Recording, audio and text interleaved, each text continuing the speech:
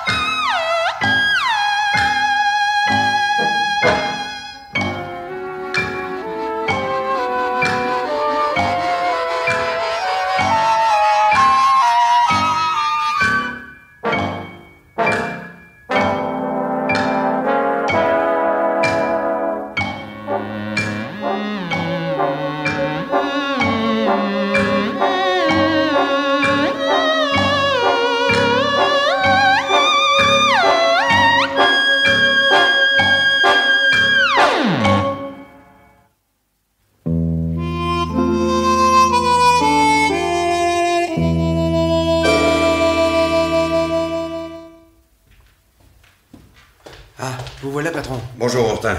Qu'est-ce qui se passe? Je n'ai pas compris grand-chose à votre coup de téléphone. Mais c'est quand même extraordinaire. Vous ne pouvez pas être de permanence un dimanche sans qu'il vous arrive des histoires impossibles. Bon, alors, qu'est-ce qu'il y a? Tout de suite après le déjeuner, j'ai vu arriver ce monsieur au commissariat. Ce monsieur, quel monsieur? Moi, monsieur le commissaire, Jacques Épinois. Voilà, Agnicourt m'avait donné rendez-vous chez lui pour déjeuner. Doucement, qui est Agnicourt? Un de mes amis. Il demeure ici, cet appartement-là au rez-de-chaussée. La porte est juste derrière vous, monsieur le commissaire. Paul Agnicourt est un homme extrêmement ponctuel. Alors, j'ai été surpris qu'il ne réponde pas à mon coup de sonnette à 12h30 précis. Et à 1h, il n'était toujours pas là. Et ça n'est pas du tout dans ses habitudes. Vous avez vu la grosse voiture américaine arrêtée un peu plus loin, avec une contravention sous l'essuie-glace. C'est la sienne. Je ne sais pas pourquoi, j'ai regardé à l'intérieur, et les clés de contact sont sur le tableau de bord. Il a pu les oublier. Agnicourt, alors ça m'étonnerait. Ça, Paul est un homme méticuleux. Enfin, toujours est-il qu'à 2 heures passées, ne le voyant toujours pas arriver, je suis allé au commissariat. Et oui, quand monsieur Épinois m'a eu raconté tout ça, j'ai envoyé Bréval jeter un coup d'œil. Il est revenu vers 3h30 sans rien de nouveau. Agnicourt n'était toujours pas arrivé. Alors je vous ai téléphoné, patron, et puis je suis venu. Vous avez interrogé la concierge? Oh, vous pensez bien, oui, elle m'a expliqué que l'appartement de monsieur Agnicourt a une entrée séparée, indépendante de l'immeuble, et qu'elle ne savait pas s'il était chez lui. Elle n'a pas la clé? Non. Écoutez, excusez-moi d'insister, monsieur le commissaire, mais je suis très inquiet. Comprenez, je connais Paul depuis 25 ans. Il n'est jamais en retard à un rendez-vous. Oui, il a pu oublier que vous deviez venir. Lui? Ah, ça, certainement pas. Non, écoutez, je suis sûr qu'il lui est arrivé quelque chose. Non, essayez de sonner encore une fois, Hortin. Après tout, il a peut-être pas envie d'ouvrir. Hein. Quand même, les clés de contact sur la voiture, c'est bizarre, vous trouvez pas? Mais au fait, la voiture, elle a une contravention. Vous avez regardé pour quel motif, Hortin? Stationnement unilatéral non respecté. Nous sommes le 16 et elle est devant un numéro impair. Ah, mais il n'y a pas de temps, les gardiens. Ils l'ont collé la nuit dernière à 4h10. Qu'est-ce que vous voulez, c'est le règlement. Hein. Pourtant, dans cette petite rue calme, on peut pas dire qu'elle gêne la circulation. Et personne. Les trottoirs sont aussi déserts que la chaussée. Oui. Enfin, c'est pas la question. Qu'est-ce qu'on fait? Monsieur le commissaire, forcez la porte. Je suis sûr qu'il est arrivé quelque chose à Paul. Il faudrait réquisitionner un serrurier. Un dimanche? Oh, c'est impossible d'en trouver un. Vous êtes certain que la concierge n'a pas la clé, Hortin? Elle m'a affirmé que non. J'ai l'impression qu'il n'y a pas d'autre solution que de forcer un peu. Allez-y, Hortin. Oui. Et faites attention à ne pas vous blesser. Ah.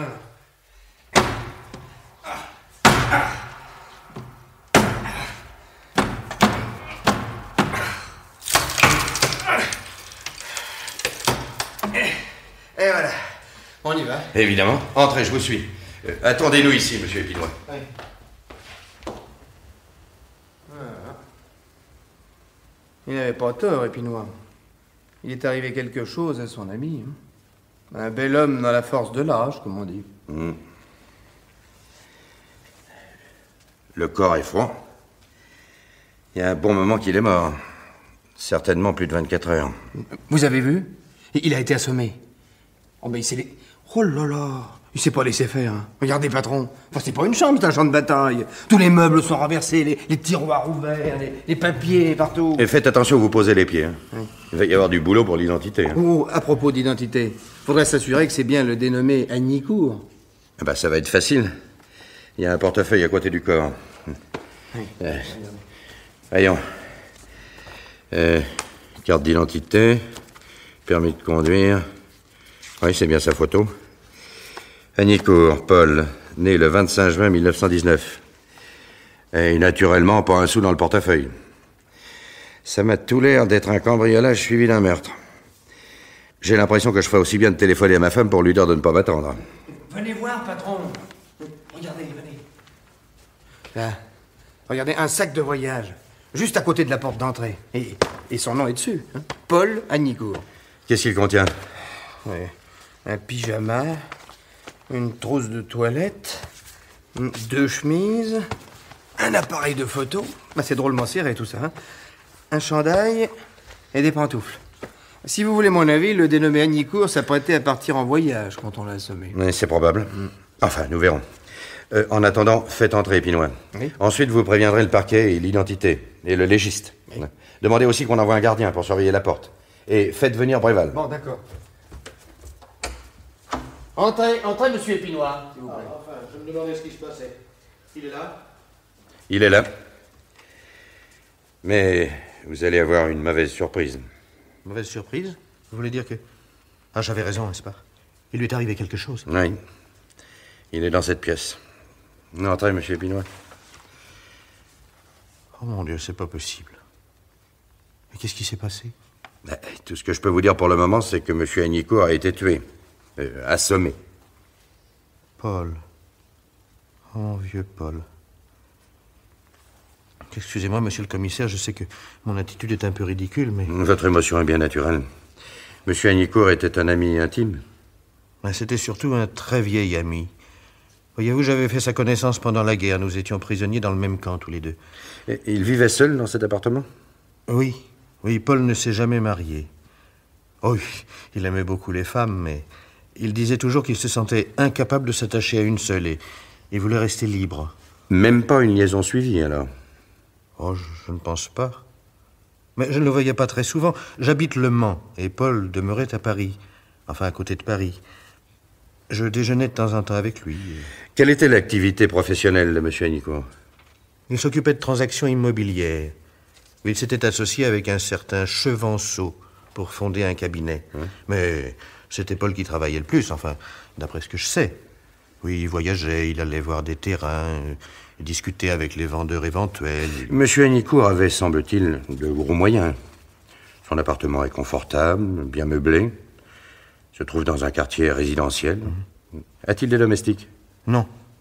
Non, il y avait chez Paul un côté vieux garçon. Vous savez, très maniaque. Il tenait à s'occuper lui-même de toutes ses affaires.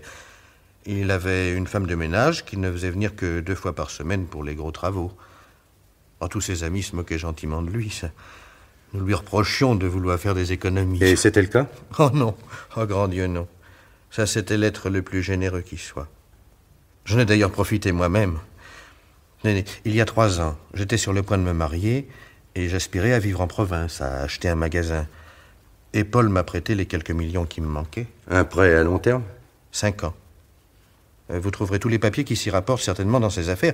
Je le remboursais tous les 3 mois. Et je n'étais pas le seul auquel il ait prêté de l'argent. Tous ceux de ses amis qui avaient des difficultés financières savaient qu'ils pouvaient s'adresser à lui. Madame Épinois ne vous a pas accompagné? Elle ne devait pas déjeuner avec vous? Ma femme est morte il y a 3 mois, monsieur le commissaire, des suites d'un accident d'automobile. Je suis désolé. Savez-vous si monsieur Agnicourt avait l'habitude de conserver de grosses sommes sur lui? Oh, toujours. Je crois que ça lui était très utile dans sa profession. Il m'a expliqué un jour qu'il lui arrivait d'acheter sans délai un terrain s'il lui paraissait intéressant. Il versait une certaine partie du prix en espèces afin d'arrêter la vente. Ça y est, patron, j'ai prévenu tout le monde. Oui. J'aime autant vous dire que le tout bibre allait ferme. Dimanche après-midi, vous pensez? Il n'est pas le seul. Avez-vous l'intention de rester plusieurs jours à Paris, monsieur Épinois? Eh bien, je suis arrivé ce matin de bonne heure et je me proposais de repartir demain soir. Mon magasin est fermé le lundi. Enfin, si vous avez besoin de moi, je m'arrangerai pour rester plus longtemps. Je ne pense pas que ce soit nécessaire. Il suffira que vous passiez au commissariat demain en fin de matinée pour faire votre déposition dans les règles. Pas vers midi, par exemple. Midi. Bon, eh bien, c'est entendu. Vous êtes descendu à l'hôtel? Non, lorsque je suis à Paris, je m'installe chez ma mère. Voulez-vous son adresse? S'il vous plaît, oui. Inscrivez-la sur un morceau de papier et donnez-la à l'officier de police Ourtin. Oui. Pour le moment, je n'ai rien d'autre à vous demander. Monsieur Épinois, je vous remercie. Il n'y a vraiment pas de quoi, monsieur le commissaire. Si je peux vous être utile... Par ici. Intéressant, le témoin? Bon, minable. Le genre chien battu. Mais il m'a quand même donné des tuyaux utiles. Venez, Ourtin. Nous allons vérifier le contenu des poches de feu monsieur Hagnicourt. D'après son copain, c'était un homme très tatillon. Vous pouvez être sûr qu'il avait un agenda sur lequel il notait soigneusement tous ses rendez-vous. Tenez, voilà. Dans la poche intérieure de son veston. Montrez. Tiens. Qu'est-ce qu'il y a? Regardez, mon vieux. Aujourd'hui dimanche, déjeuner épinois. 16h, rendez-vous avec G. Il n'y a qu'une initiale. Et encore, elle est suivie d'un point d'interrogation. Une femme, probablement. Hier samedi, 11h, Chevanceau. 15h, coiffeur. 17h30, G. De nouveau. Le soir, théâtre. Mais je peux vous affirmer que M. Hagnicourt a été assassiné jeudi ou vendredi. Comment le savez-vous? Mais regardez son agenda. La feuille qui correspond à ces 2 jours a été arrachée. Le meurtrier a voulu faire disparaître son nom. Oh, ben il est gonflé, alors. Arracher la page puis remettre l'agenda dans la poche du mort, c'est pas malin. Hein. Au contraire, Ourtin. D'abord, nous ne savons pas ce qui était inscrit sur ces 2 pages. Et si l'assassin a remis le carnet dans la poche d'Hagnicourt, c'est probablement parce qu'il espérait voir s'accréditer la thèse des cambrioleurs assassins. Dans ce cas, nous n'aurions peut-être même pas ouvert l'agenda. Tandis que sa disparition nous aurait fatalement paru suspecte. Ça valait la peine de tenter le coup. Alors, en somme, le meurtre aurait été commis par quelqu'un avec qui Hagnicourt avait rendez-vous jeudi ou vendredi. C'est ça. Un familier. Quelqu'un qui savait que la femme de ménage ne venait que 2 fois par semaine et qu'elle ne risquait pas de le surprendre pendant qu'il fouillait à l'appartement. Ah ouais, mais ça avance, oui. Oui, en somme, il ne reste plus qu'à découvrir l'identité de l'assassin.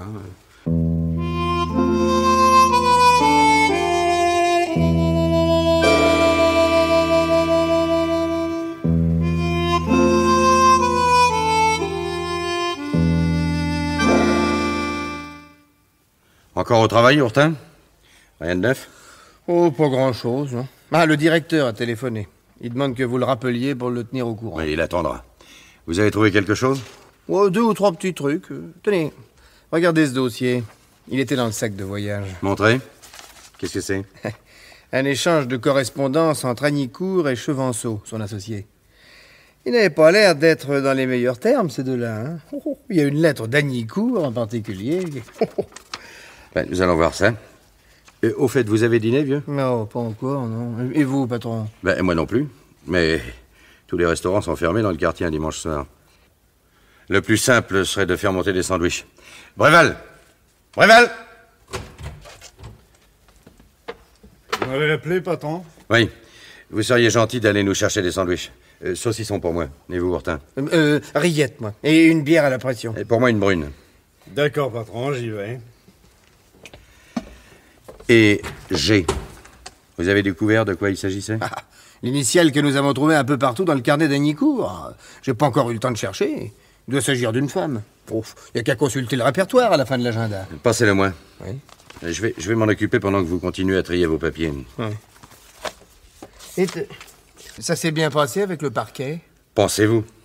Le substitut était furieux d'être obligé de se déplacer un dimanche. Quant au médecin légiste, il attendait, paraît-il, un secrétaire d'État pour le dîner. Du coup, je lui ai dit que j'étais très pressé et qu'il me fallait le rapport d'autopsie dès ce soir. Mon secrétaire d'État l'attendra. Bon.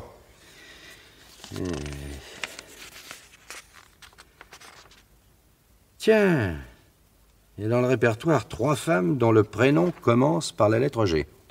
Inutile d'attendre. Je vais les appeler tout de suite.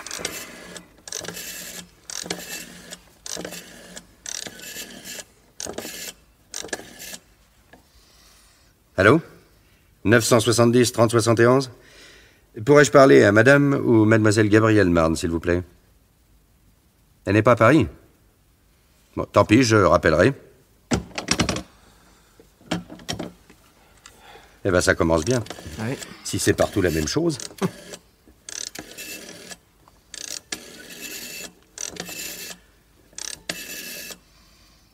Allô?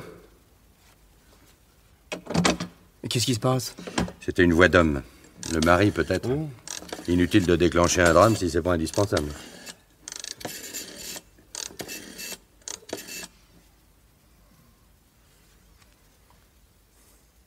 Allô? Pourrais-je parler à madame ou mademoiselle Geneviève Bourget, je vous prie? Ah, c'est elle-même. Commissaire principal Legrand, police judiciaire. Vous connaissez monsieur Agnicourt, je crois? C'est ça, Paul Agnicourt. Je crains d'avoir une mauvaise nouvelle à vous apprendre, mademoiselle. Oui, un accident. Ah non, pas à l'hôpital. Monsieur Agnicourt a été assassiné à son domicile. On a découvert son corps cet après-midi. Je suis désolé. Moi aussi, mademoiselle. J'aimerais avoir un entretien avec vous. Ce soir même? Pourquoi pas, après tout? Vous connaissez l'adresse du commissariat? Dans un quart d'heure. C'est entendu, mademoiselle, je vous attends. Ah, voilà une jeune personne qui ne doit pas aimer perdre du temps. Et comment a-t-elle réagi? Elle pleurait. Mais une femme qui pleure, vous savez... Ah, nous verrons bien ce qu'elle a à nous dire quand elle sera là. Alors voilà vos sandwichs et votre bière, messieurs. Merci, Bréval. Posez tout ça sur le coin du bureau, là. Servez-vous, Hortin? Oui. Au fait, où en êtes-vous de vos paperasses? Ah, j'ai à peu près terminé. Dans cette pile, il n'y a que des trucs sans intérêt. Notes de téléphone, d'électricité, factures de garage, etc. Non, le seul paquet intéressant, c'est celui-ci.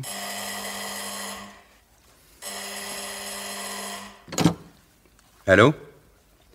Oui, c'est moi. Ah, bonsoir, docteur. Ah oui, en effet, vous avez fait vite. Vous avez trouvé quelque chose? Ah, attendez, je note. Oui. Oui? Oui? Oui? C'est tout? Ah, d'accord, c'est déjà pas mal. Vous m'envoyez le rapport dactylographie demain matin? Entendu. Merci, docteur. Bonne soirée. C'était le légiste? Qu'est-ce qu'il a dit? Paul Agnicourt a été mortellement blessé avec un instrument contondant jeudi dernier entre midi et minuit. C'est pas ici. Compte tenu du temps qui s'est écoulé depuis le meurtre, il ne peut pas l'être davantage. Mais ce qui pourrait s'avérer intéressant, c'est que la victime avait mangé 1 heure environ avant de passer de vie à trépas. Un repas copieux. Déjeuner ou dîner? Ah ben, c'est un médecin, c'est pas une voyante. Vous vous rendez compte, patron? Il a été assassiné jeudi, il y a 3 jours. Depuis 3 jours, le criminel attend que l'on découvre le cadavre. Il a dû trouver le temps long. Plutôt. Mais revenons à vos papiers. Oui. Voyons, vous m'avez bien dit que c'était celui-ci, le paquet intéressant. Ah oui, ce sont les reconnaissances de dette et tout ce qui s'y rapporte. Reçus, relevés de banque, lettres de rappel. Bah, ça fait un beau paquet, hein. Il était généreux, monsieur Agnicourt. Généreux? Bon, il avait de l'argent, oui, il n'hésitait pas à en prêter, mais de là à dire qu'il était généreux, il y a un pas. Regardez le taux d'intérêt. Non, en effet, c'était pas de l'usure, mais enfin, il y perdait pas. Tiens! Voilà la reconnaissance signée par Épinois. Ah, je l'ai remarqué, oui. Il avait droit, lui, à un taux réduit, en souvenir de leur captivité commune, probablement.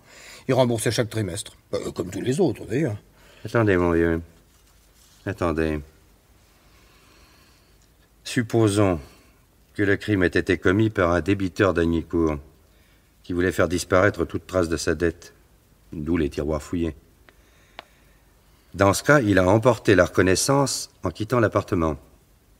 Elle ne se trouve plus avec les autres. Ah, bah c'est vrai. Ah, j'y avais pas pensé. Oh, quel idiot. Mais alors, comment faire pour retrouver sa trace? Il y a peut-être un moyen. S'il est venu jeudi chez Agnicourt, c'est probablement qu'il devait faire un règlement ce jour-là. Passez-moi les relevés de banque. Oui. Vous m'avez bien dit que les remboursements étaient trimestriels. Ah oui, tous. Là, voyons un peu ce qui s'est passé il y a 3 mois. Voilà, 21 juillet, remise de chèque, 3000 francs. Et Ouais, le trimestre précédent, c'était pareil. 3000 francs aussi, le 21 avril. J'ai l'impression que nous tenons une piste au retard. Ah, je veux bien, mais comment allons-nous faire pour savoir de qui il s'agit? Et puisqu'on n'a pas retrouvé la reconnaissance de dette correspondant à ces règlements. Demain matin, vous prendrez contact avec la banque d'Agnicourt. Mais avant, téléphonez au juge d'instruction à la première heure.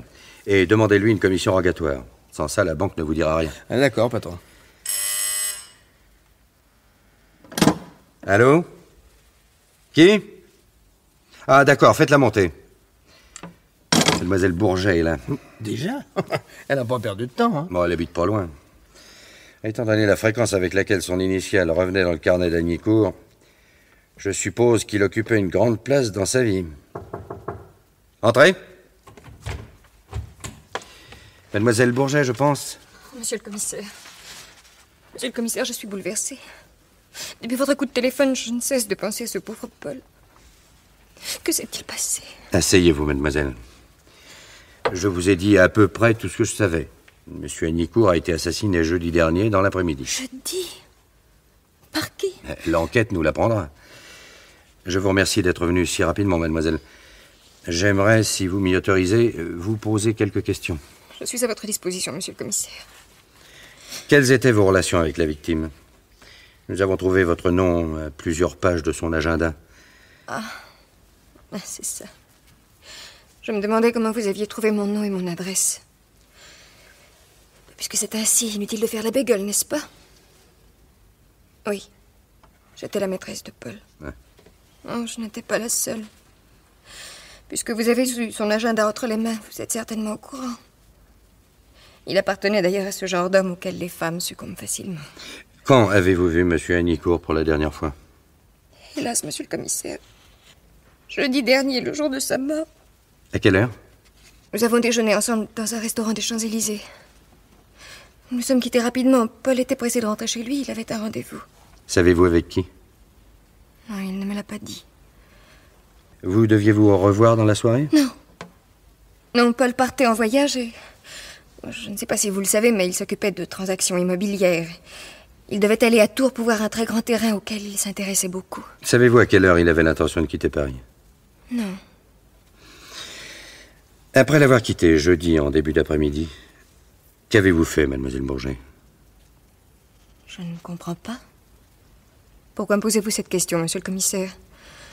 Dois-je considérer que vous me soupçonnez? Absolument pas. C'est une simple question de routine.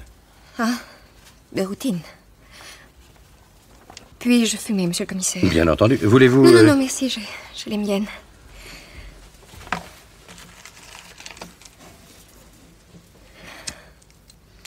Merci. Voyons, laissez-moi réfléchir. Jeudi dernier. Et je crois bien que... Oui, c'est ça. Je suis allée au cinéma. À quelle séance? La première, je suppose, tout de suite après le déjeuner. Et après le cinéma? Je fais des courses dans un grand magasin. Seul? Oui, oui. Je suis rentrée chez moi vers 7 heures. Je n'avais que le temps de me changer avant de ressortir. Oui, des amis m'avaient invitée à dîner. Mais, puisque vos questions ne sont que de la routine, je ne pense pas que vous attachiez une importance primordiale à ma réponse. Vous n'avez pas l'habitude de vous laisser importuner, n'est-ce pas, mademoiselle Bourget? Est-ce une question de routine? Ou dois-je répondre? Inutile. Vous connaissez bien l'appartement de monsieur Agnicourt. C'est bien, oui. Monsieur Agnicourt avait l'habitude de conserver chez lui des documents importants. Savez-vous à quel endroit il les rangeait? Non, je n'ai jamais fait attention. Dans les tiroirs de son bureau, probablement. Le meuble était toujours fermé à clé. Il craignait des indiscrétions? C'est possible. Ce pauvre Paul était assez maniaque. Il avait horreur que quelqu'un d'autre que lui-même touche à ses affaires.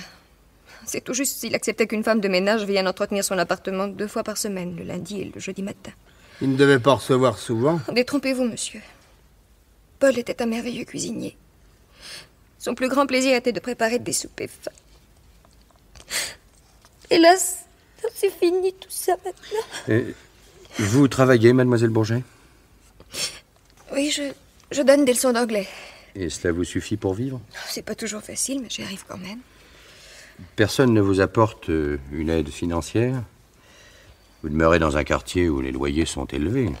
Commissaire, je ne vois pas où vous voulez en venir avec vos questions insidieuses. J'espérais pouvoir vous aider à découvrir l'assassin de ce pauvre Paul. Mais je constate que ma vie personnelle semble retenir toute votre attention. Dans ces conditions, si vous le permettez, je préfère me retirer. Ne vous fâchez pas, mademoiselle Bourget. Si mes questions vous ont été désagréables, j'en suis désolé. Puis-je vous demander une cigarette? Je n'en ai plus sur moi et... Certainement, commissaire. Tenez. Ne vous dérangez pas. Oh, excusez-moi. Mon sac. Mais non, mais laissez donc, je peux ramasser mes affaires moi-même. Mais non, je vais vous aider. Oh, fichtre. Vous avez beaucoup d'argent sur vous, mademoiselle Bourget. C'est pas prudent. Je suppose que vous n'avez plus besoin de cigarettes maintenant que vous avez fait l'inventaire de mon sac. Je vous rends votre liberté, mademoiselle Bourget. L'officier de police Ourtin va vous raccompagner. Inutile, merci. Oui. Si vous voulez mon avis, patron, j'ai pas l'impression que vous vous soyez fait une amie. Je ne le crois pas non plus. J'avais aperçu les billets quand elle a ouvert son sac pour prendre une cigarette. Mais je voulais m'en assurer. J'aimerais bien savoir où cette jeune personne qui vit péniblement en donnant des leçons d'anglais a bien pu trouver ces 3 grosses liasses de billets. Dans le portefeuille d'Agnicourt, peut-être? C'est possible. Oui, mais je voudrais savoir si Agnicourt les lui a donnés ou si elle s'est servie toute seule. Ce qui éclairerait d'un jour nouveau la mort de ce pauvre Paul. Dites pas. Vous avez vu l'heure, patron? Eh ben d'accord, allons nous coucher. Il n'y a plus grand-chose à découvrir ce soir. N'oubliez pas, Ourtin. Demain matin, le juge d'instruction d'abord, la banque d'Agnicourt après. Quant à moi, j'ai une visite à faire en début de matinée. Monsieur Chevanceau, l'associé de feu Paul Agnicourt.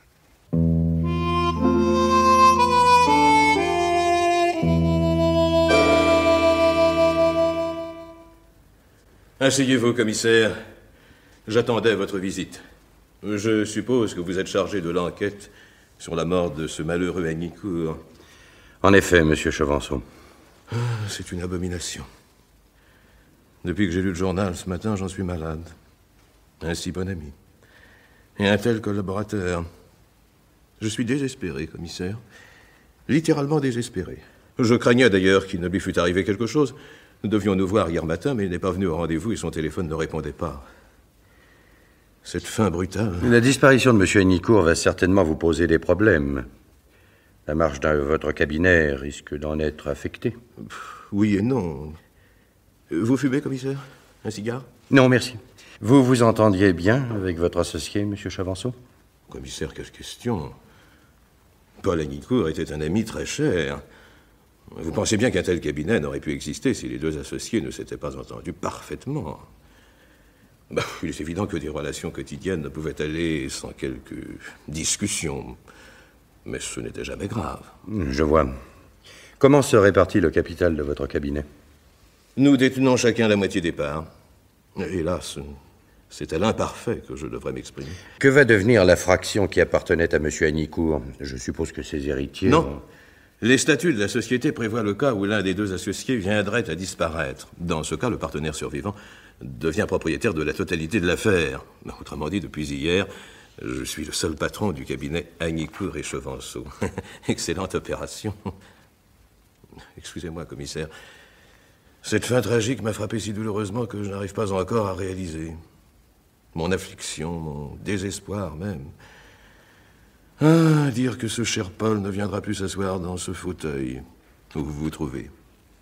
C'était celui qu'il préférait. Je suppose, monsieur Chevanceau, que vous connaissez l'appartement de monsieur Agnicourt. Naturellement, il nous est arrivé à plusieurs reprises de travailler chez lui, le soir principalement.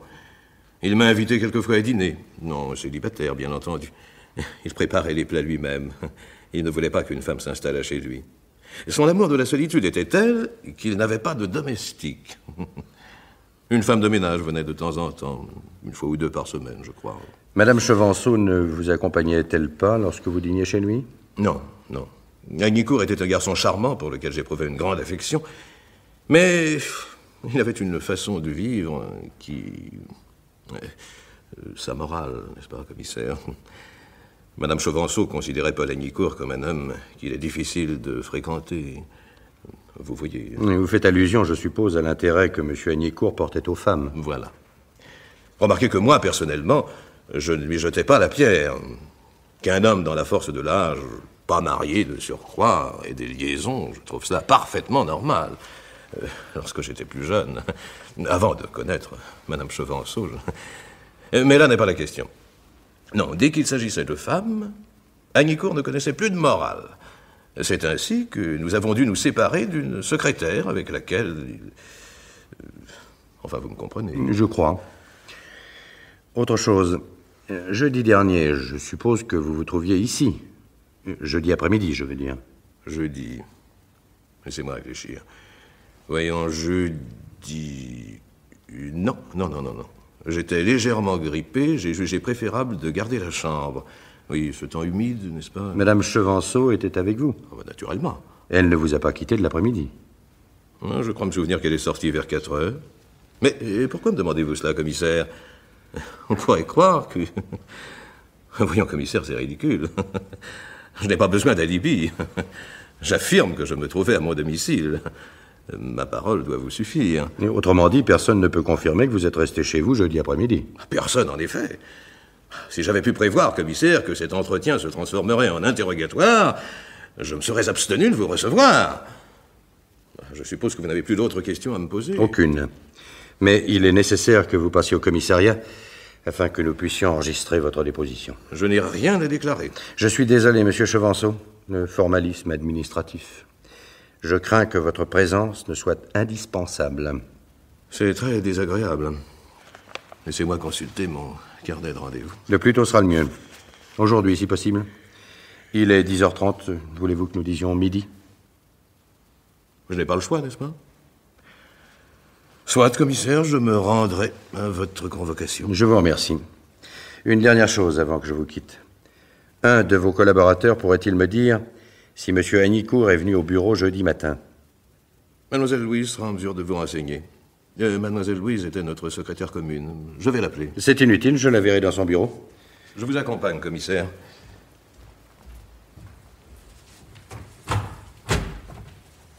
Mademoiselle Louise, le commissaire désirerait vous interroger. Et Monsieur Hagnicourt... Merci, je sais que vous êtes très occupé, Monsieur Chevanceau, je ne voudrais pas vous retenir. À tout à l'heure, Monsieur Chevanceau. Restez donc assise, Mademoiselle Louise. Je n'en ai que pour quelques instants.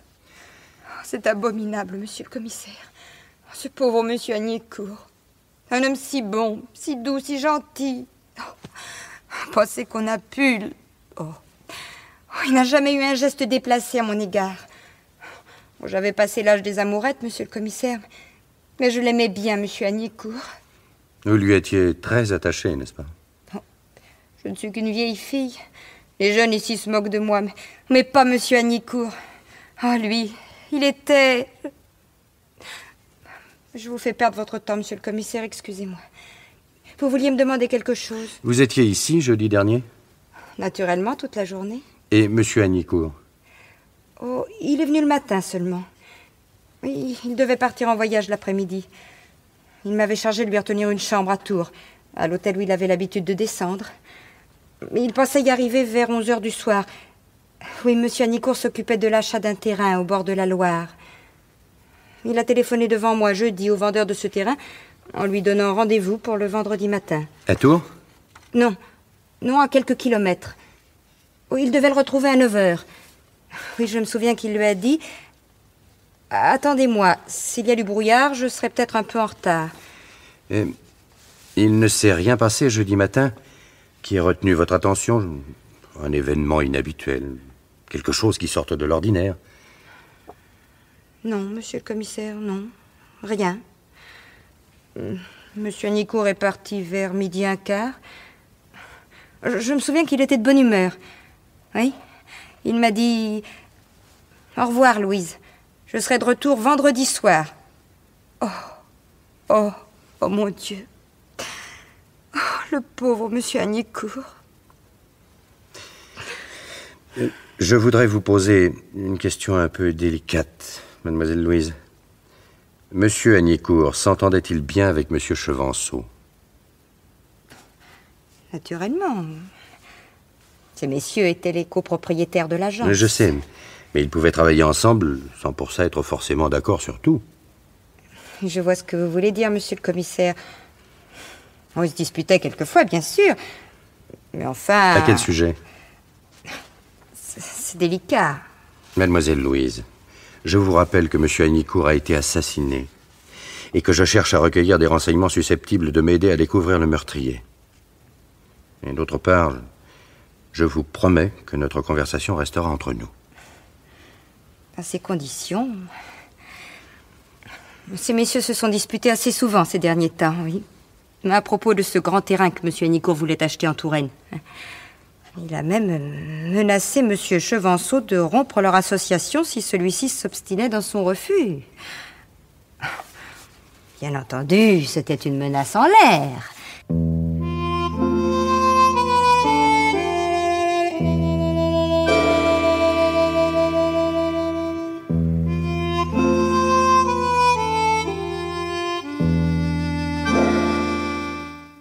Ourtin!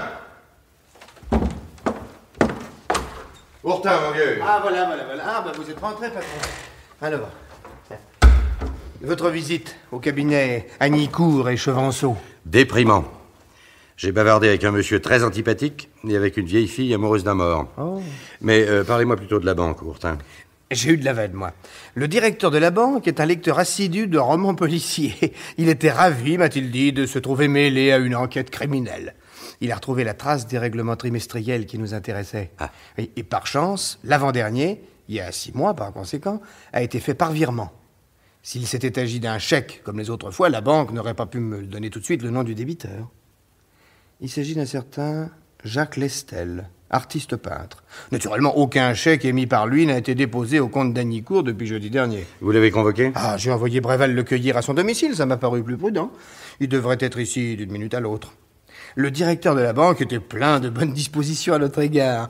Il m'a appris, sans même que je le lui demande, que le compte du cabinet Hagnicourt et Chevanceau était ouvert dans son agence, de même que le compte personnel de Chevanceau. Je n'ai pas eu beaucoup de mal à obtenir des renseignements sur ce dernier. Qu'avez-vous appris? Monsieur Chevanceau tire le diable par la queue.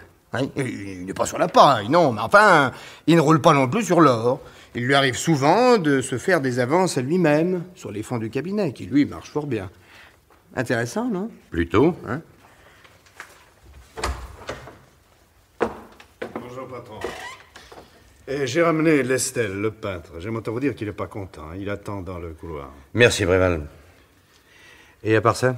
Eh ben, avant d'aller chez lui, je suis passé chez la mère d'Épinois, vous savez, le minable qui a donné l'alerte hier. Oui, je me souviens. Alors? Alors, sa mère confirme qu'il est arrivé chez elle hier matin dimanche, vers 7 heures. Il s'est baigné, il s'est rasé, il a bavardé avec la vieille dame, et puis il est parti vers midi pour aller chez Hagnicourt. Et quant à jeudi dernier, il était indiscutablement au Mans. Sa mère lui a téléphoné vers 6 heures à propos de je ne sais plus quelle affaire de famille, et elle l'a rappelé ensuite à 10 heures du soir. Ça, en voilà un au moins qui n'a pas menti. Pourquoi? Vous avez du nouveau à propos de quelqu'un d'autre? J'ai fait un saut en passant chez la jolie Geneviève Bourget, notre témoin tellement empressé d'hier soir. Hein? Celle-là, alors. Vous vous souvenez qu'elle a prétendu avoir passé l'après-midi au cinéma et dans les grands magasins, hein? Mensonge! Sa concierge l'a vue sortir discrètement de chez elle vers 4h30. Il paraît que la pauvre petite était en larmes. Ah, mais c'est intéressant, ça. Oui, alors je pensais que vous aimeriez l'interroger. J'ai glissé une convocation sous sa porte. Elle devrait être là à 11h30. Dans quelques minutes, par conséquent. Oui. Parfait. Nous allons nous répartir le travail. Moi, je vais interroger ce monsieur Lestel, artiste peintre. Pendant ce temps-là, Ourtin, vous prenez le témoignage de monsieur Chevanceau qui ne va pas tarder à arriver. Bon. Quant à vous, Bréval, vous entendez mademoiselle Bourget. Ne laissez pas partir vos témoins avant que je vous le dise. Il sera peut-être utile d'organiser une confrontation entre tous ces menteurs. Où est-il, votre Lestel, Bréval? Mais dans le couloir, patron. Je vous l'amène? Allez-y. Bon, Monsieur Lestel, s'il vous plaît. Monsieur Lestel? C'est moi, commissaire. Je ne comprends pas la raison qui vous fait... Asseyez-vous, monsieur Lestel. Vous connaissiez monsieur Hagnicourt, je crois? Ah, c'est cela. Naturellement, je connaissais Paul. Nous étions de très vieux amis. J'ai été stupéfait ce matin en lisant les journaux. C'est vous qui menez l'enquête? Oui. Depuis quand le connaissez-vous? Depuis 24 ans. Un bail. Nous sommes rencontrés dans un camp de prisonniers en Allemagne. Vous aussi? Pourquoi? Vous connaissez quelqu'un d'autre qui... Oui, un certain Jacques Épinois. Ah oui, je vois. Ce pauvre type. Qu'entendez-vous par là? Vous savez, Épinois, est un de ces éternels vaincus qui essaie toujours de se ranger du côté du plus fort, mais qui n'y arrive jamais. Le pauvre type auquel il arrive des tas de malheurs. Je vois. Revenons-en à M. Nicour, si vous le voulez bien. Vous entreteniez des relations suivies avec lui? Naturellement, nous sortions souvent ensemble. Paul était un charmant garçon, un excellent ami, et sa mort me fait beaucoup de peine. Cela dit, il avait des défauts, comme tout le monde. Et en particulier, j'ai une femme, commissaire. C'est peut-être un sentiment très bourgeois, surtout pour un artiste, mais je préférais éviter que Agnicourt la rencontre. Monsieur Agnicourt avait décidément une réputation de Don Juan bien établie. Elle était justifiée. Dès qu'une femme était en jeu, il n'y avait plus d'amitié qui tienne. Demandez donc à ce pauvre Épinois. Madame Épinois était la maîtresse d'Agnicourt? Bien sûr. Naturellement, Épinois n'était pas au courant, mais il était bien le seul. Comme toujours en pareil cas. Je vois. Quand avez-vous vu Monsieur Agnicourt pour la dernière fois? Je me souviens pas exactement. Il y a 2 semaines, peut-être 3. Vous en êtes certain? Et puisque je vous le dis... Oui. Vos toiles se vendent bien, Monsieur Lestel? Pas mal. C'est pas encore la fortune, bien sûr, mais enfin... Je ne peux pas me plaindre. Vous n'aviez donc pas de raison d'emprunter de l'argent à Monsieur Agnicourt? Vous, je vous vois venir. D'ailleurs, je n'ai pas de raison de m'en cacher. Il y a 2 ans, on m'avait demandé d'organiser une exposition de mes œuvres à New York. Cela revient cher pour un résultat aléatoire. J'ai commencé par refuser. Mais Paul, à qui j'en avais parlé, m'a proposé de m'avancer la somme nécessaire. Et alors? J'ai accepté, bien entendu. Une occasion pareille, ça ne se laisse pas passer. Remarquez, j'aurais mieux fait de m'abstenir, ça a été un fiasco intégral. Pas question de rembourser Paul sous quelques semaines, comme je l'avais espéré, alors je lui ai signé une reconnaissance de dette. Nous nous sommes mis d'accord sur un taux d'intérêt convenable et sur un remboursement en 3 ans. De quand date votre dernier versement? Dites donc, je suis mal parti, pas vrai? Vous n'avez pas répondu à ma question. Je suis bien tranquille, vous la connaissez, la réponse. Bon, d'accord, vous avez gagné. J'ai vu Paul jeudi dernier, le jour de sa mort. Je lui ai apporté un chèque. À quelle heure? À 3 heures. Il m'avait demandé d'être exact, car il avait un rendez-vous important un peu plus tard. Tel que je le connais, il devait s'agir d'une femme. À quelle heure l'avez-vous quitté?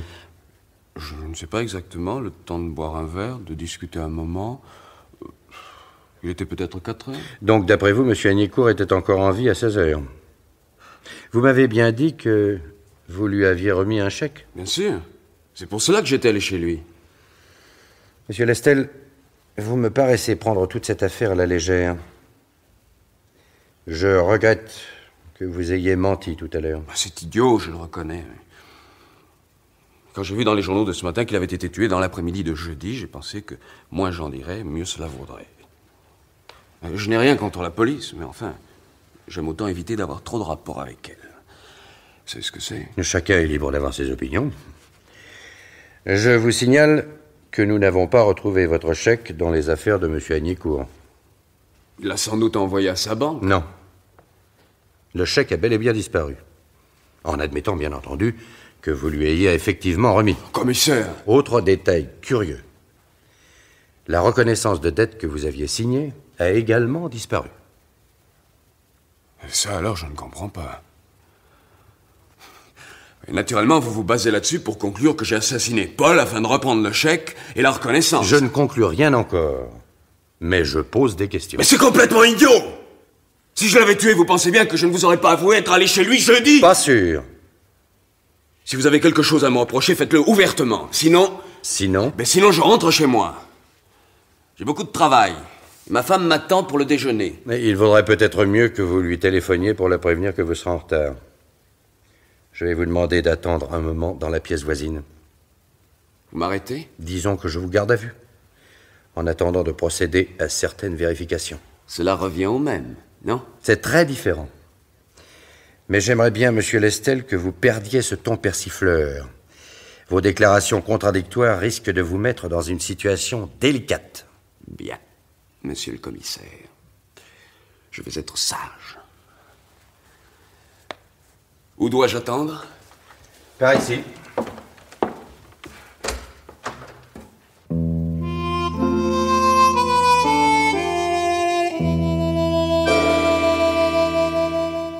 Ça marche, Hortin? Oui.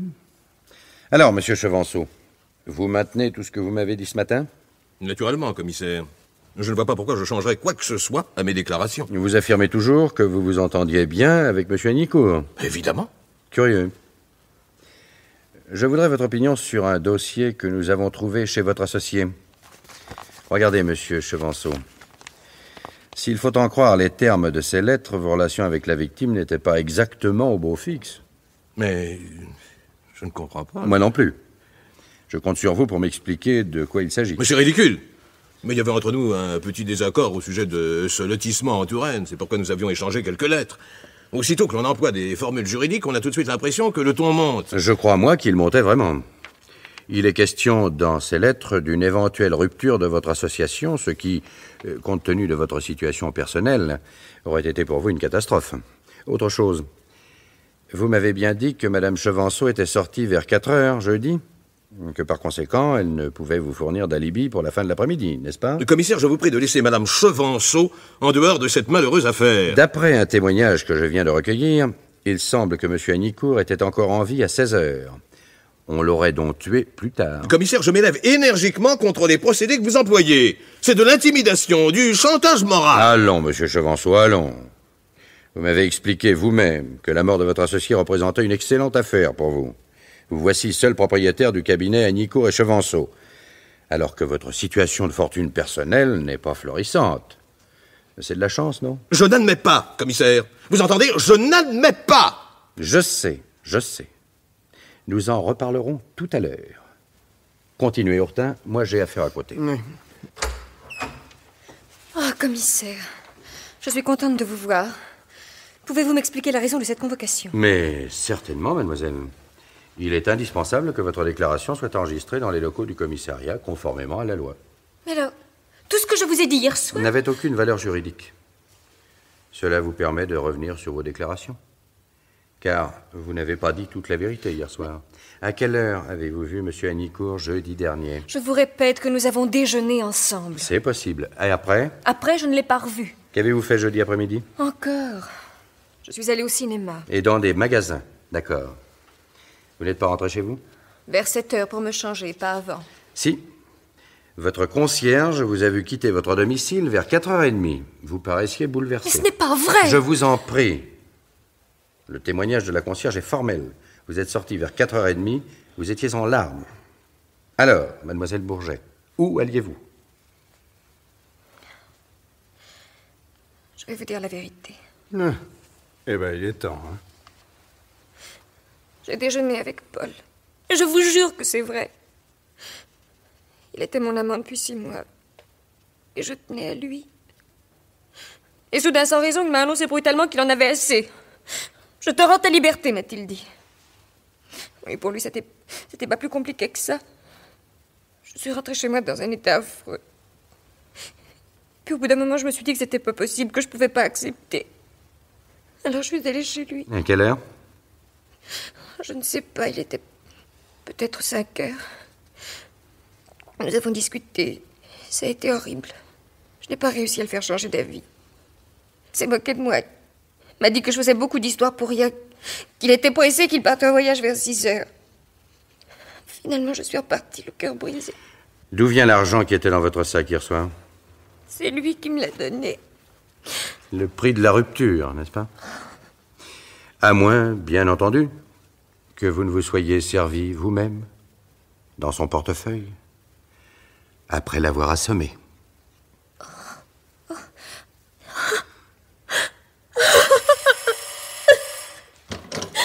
Allô? Oui, il est là. De la part de qui? Quittez pas, je vous le passe. Patron, c'est l'identité. Allô? Le grand à l'appareil? Oui? Oui? Oui? Ah. Vous n'auriez pas pu me le dire plus tôt, non? Mais bien sûr que ça peut être important. Les imbéciles. Bréval, venez avec moi. Je vous suis, patron. Mademoiselle, vous m'attendez là, hein? Restez. Hortin, viens dans mon bureau, tout de suite. Oui, patron. Asseyez-vous tous les deux. Vous avez vu hier l'appartement d'Hagnicourt. Tiroir fouillé, meubles renversés. Indiscutablement, il y avait eu lutte. En effet, oui. Eh bien, c'est faux. C'était une mise en scène. Tous les meubles étaient renversés, d'accord, mais il n'y en a pas un qui se soit brisé. Pas la moindre éraflure. Ouais, on les aurait renversés après la mort d'Annicourt, alors. Exactement. Ah, j'ai bien l'impression qu'il est temps de reprendre tout ce que nous savons et de réviser certains jugements hâtifs. Entrez. Excusez-moi de vous déranger, messieurs. Tiens, monsieur Épinois, qu'est-ce que... Ah, c'est vrai, je vous avais demandé de passer vers midi. Oui. Mais j'ai bien peur que vous soyez obligé d'attendre. Le mieux serait que vous reveniez en fin d'après-midi. C'est que j'avais l'intention de retourner au Mans après le déjeuner. Je suis allé chercher mon matériel chez les grossistes ce matin, n'est-ce pas? Alors, Oui, malheureusement, nous n'avons pas le temps de nous occuper de vous pour le moment. Voyons, pensez-vous revenir à Paris à la fin de la semaine? Je sais pas, ça dépend. Je voulais justement vous demander, qu'est-ce que je dois faire pour la voiture? Celle que Paul m'a prêtée l'année dernière. Il vous a prêté une voiture? Pourquoi faire? J'ai besoin de ma camionnette pour faire mes livraisons au Mans, vous comprenez? Et ma femme venait souvent voir ses parents à Paris, mais elle n'aimait pas le train. Alors Paul lui avait proposé de se servir de sa petite voiture. Lui, il n'en avait pas besoin, il n'utilise pratiquement que l'américaine. C'est avec cette voiture que votre femme s'est tuée? Hélas, oui, monsieur le commissaire.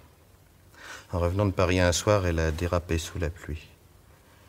Alors après sa mort, la voiture est restée longtemps au garage et je viens seulement de la faire réparer. Alors Paul m'avait demandé de la lui rendre une fois, enfin un jour où je viendrai à Paris. Et cette semaine, j'ai pas pu à cause du matériel que je dois rapporter au Mans. Écoutez, monsieur Épinois, pour le moment, nous sommes occupés. Si vous voulez bien attendre dans le couloir... Oui, bien sûr, monsieur le commissaire. Merci.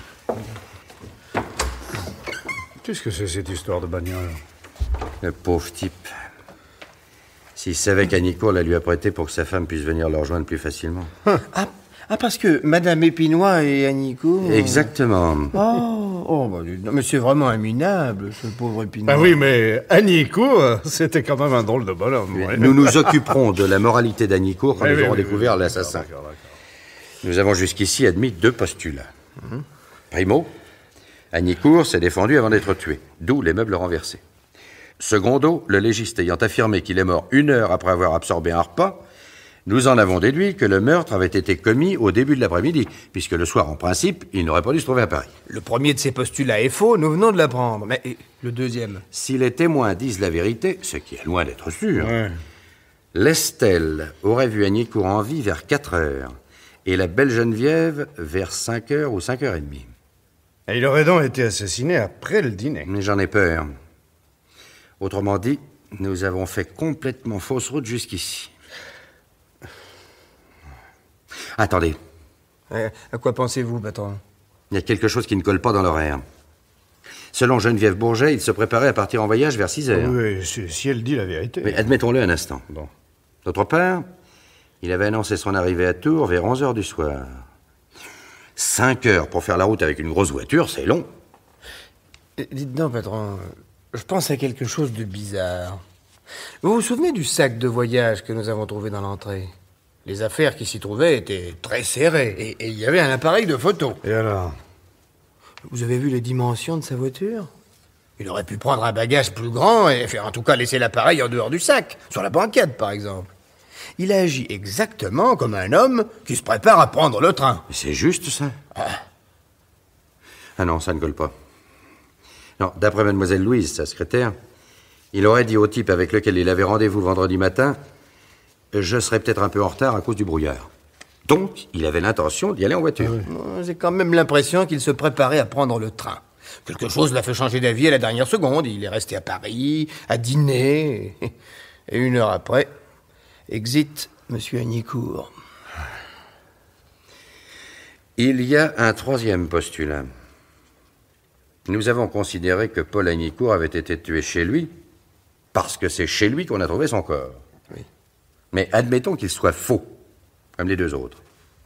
Admettons qu'Annicourt ait été assassiné hors de son appartement. Peut-être même loin de Paris. Oh, bon sang, j'y avais pas pensé. Oh, Dieu. Allô? Passez-moi le poste de garde. Berthier, c'est le patron. Quel est le gardien qui a collé dans la nuit de samedi à dimanche une contravention à la voiture d'Annicourt? Il est là? Passez-le moi. Mes enfants, je crois que ça y est. Allô? Oui, bonjour. Dites-moi, la grosse voiture américaine qui stationnait du mauvais côté, oui, c'est ça. Et comment se fait-il que vous n'ayez pas signalé que la clé de contact se trouvait sur le tableau de bord? Ah, bon, merci. Mais le gardien est formel. Il a éclairé l'intérieur de la voiture avec sa lampe de poche. Il n'y avait pas de clé de contact. Alors là, patron, je comprends plus. Moi, je commence à y voir clair. Je l'appelle, patron? Allez-y, Hortin. Monsieur Épinois. Asseyez-vous. Pour un amateur, vous vous êtes bien débrouillé. Où avez-vous caché le cadavre pendant 2 jours? Dans votre chambre? Sous le lit? Qu'est-ce que vous voulez dire, commissaire? Allons, Épinois, ne faites pas l'enfant. Vous me comprenez fort bien. Vous saviez que votre femme avait été la maîtresse d'Agnicourt. Vous avez appris, sans doute après sa mort, que lorsqu'elle venait à Paris, ce n'était pas pour voir ses parents. C'est faux. Elle allait chez eux tous les week-ends. Mais oui. Comment est-elle morte? Dans un accident de la route. Au volant de la voiture qu'Agnicourt vous avait prêtée pour qu'elle puisse aller le rejoindre plus facilement. Cette voiture, Agnicourt avait décidé de la récupérer. Jeudi dernier, il devait aller à Tours. Le Mans, ce n'est pas très loin. Il a pris le train, il a dîné au wagon-restaurant et est arrivé chez vous vers 9h. Il vous a demandé la clé, la carte grise. C'est pas vrai. Cet homme auquel tout souriait dans l'existence, cet homme dont les affaires marchaient bien, qui gagnait beaucoup d'argent, auquel les femmes ne résistaient pas, il venait vous reprendre la voiture, sa voiture. Il vous narguait, en quelque sorte. Vous qui n'avez jamais eu de chance, qui avez eu du mal à joindre les 2 bouts. Vous dont la femme est morte après qu'il voulut voler. Alors vous avez eu rouge. Vous avez saisi le premier outil qui vous soit tombé sous la main et vous avez frappé. Taisez-vous. C'est pas vrai. D'abord, ce n'est pas moi. Et puis tout d'un coup, vous avez réalisé ce qui venait de se passer. Vous aviez tué un homme. Non. Le cadavre était là, devant vous. Qu'alliez-vous en faire? Vous avez réfléchi, cherché une solution. Et vous avez trouvé. Puisque vous deviez venir à Paris à la fin de la semaine, pourquoi ne pas ramener le corps de votre ami Agnicourt chez lui? Vous l'avez caché pendant 48 heures. Elles ont dû vous paraître longues, ces 48 heures. Samedi soir, vous avez fermé votre magasin, vous avez chargé le cadavre dans votre camionnette, et vous êtes parti. Non, vous mentez. Vous dites n'importe quoi pour m'accabler. Vous êtes arrivé chez lui avant le jour, pour que personne ne vous remarque. Vous avez déposé le cadavre dans la chambre. Puis, vous avez organisé une mise en scène pour faire croire qu'Agnicourt avait surpris des cambrioleurs, qu'il s'était défendu et que ceux-ci l'avaient tué. Vous avez vidé son portefeuille. Vous avez renversé les meubles, doucement, pour ne pas attirer l'attention des voisins. Vous avez vidé les tiroirs et, pour détourner les soupçons, au cas où nous ne retiendrions pas l'hypothèse d'un cambriolage, vous avez fait disparaître une reconnaissance de dette et le chèque qui y était épinglé. Vous ne pouvez rien prouver. Mais vous vouliez savoir ce qui allait se passer. Vous vouliez être tenu au courant, apprendre dans quelle direction allait s'orienter la police. Alors, vous avez eu une idée de génie. Vous alliez découvrir le meurtre en même temps que nous. Pour avoir la certitude que la police interviendrait, vous avez pris les clés de la voiture d'Agnicourt, vous avez ouvert la portière, vous avez mis la clé de contact en place. Cela justifiait votre inquiétude quand vous êtes venu au commissariat hier après-midi. Je ne vous écoute pas. Vous voulez accuser un innocent. Un innocent. Expliquez-moi, Épinois, pourquoi vous êtes arrivé chez votre mère hier matin à 7h et que votre premier soin ait été de vous laver et de vous raser. À quelle heure aviez-vous quitté le Mans? Mais dans la nuit? Dans la nuit, sans même prendre la peine de vous raser. Alors que vous auriez pu partir samedi soir ou dimanche matin. Écoutez, mon vieux, je vais vous donner un conseil. Avouez la vérité tout de suite. Vous vous en tirerez aux meilleures conditions. Là, après tout, c'est un crime passionnel. À Agnicourt, vous avez volé votre femme. Et pourquoi elle, justement? Il aurait pu me la laisser. Ma femme, c'était ma femme. Vous avez dû beaucoup penser à elle pendant ces 2 jours. Vous êtes resté chez vous en tête-à-tête avec le cadavre. C'est long. 48 heures à tuer.